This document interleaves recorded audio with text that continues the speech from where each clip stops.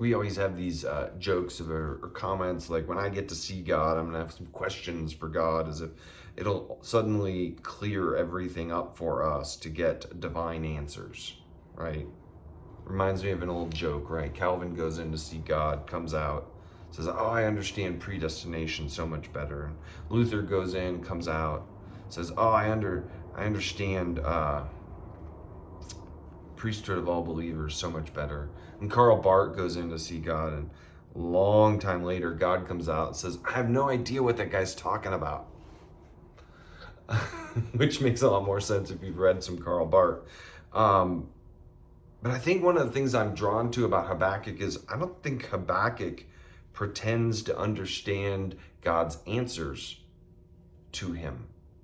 As a prophet, he's placed by name as the most embedded in the prophetic tradition of Israel's court life. And yet, he resists all sense of speaking for God. He presents his prophecy as, here's the question I asked, and here's what God responded, and here's how I questioned that response, and here's what God said, and I'm left saying, I don't really buy it, even though I buy fully into you, God, and I'm just going to sit here and wait till I can see it and maybe then understand it.